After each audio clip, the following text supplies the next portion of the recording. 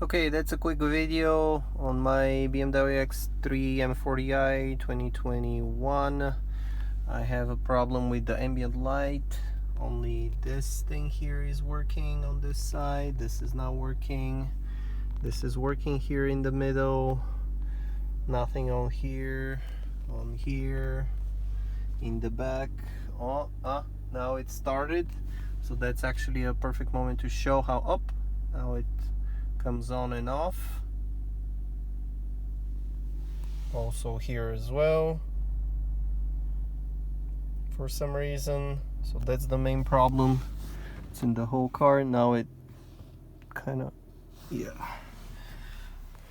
On this side and this side here, up.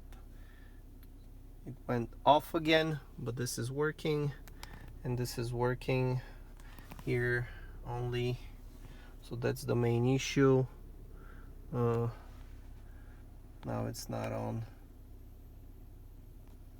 I'll keep on waiting to see which is gonna work. So in the back also it's not working.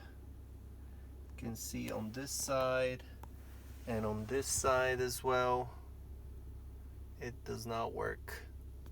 So that's the main issue.